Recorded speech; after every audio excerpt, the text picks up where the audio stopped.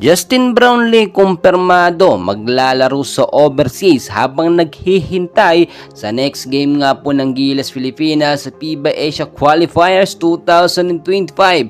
And bago natin yan pag-usapan mga kaibigan, pa-like and share naman sa ating mga kaibigan bilang tulong sa ating YouTube channel.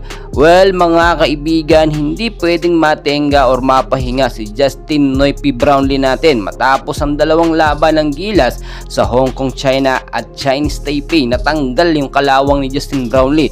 So almost 10 months na hindi paglalaro sa Gilas at sa PBA. At dahil nga po hindi nakasama sa PBA ngayong season itong si Justin Noypi Brownlee, no, at kinakailangan niya pang maghintay ng medyo matagal-tagal para naman sa next game ng Gilas Pilipinas sa July, ay kinakailangan muna maglaro ni Justin Brownlee sa ibang liga. Napag-uusapan nga po na binabalak, no, or kumpirmado na nga ayon sa ating source na maglalaro overseas itong si Justin Brownlee. So ang daming pwedeng mga liga na puntahan ni Brownlee pag aagawan siya at palakihan na lamang ng offer yan.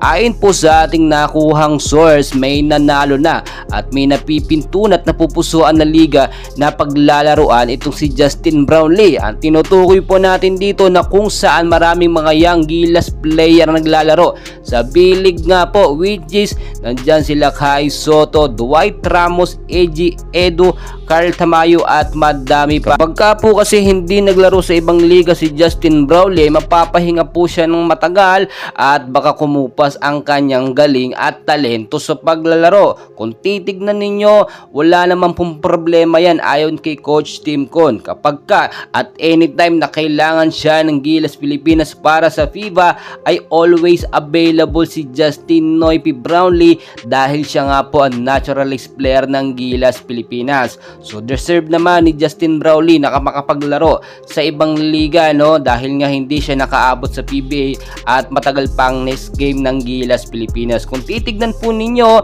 sa B-League kasi napakaraming mga Pilipino posibleng mapunta itong si Justin Brownlee sa mga kilala at matataas din na team or kupunan dito sa B-League.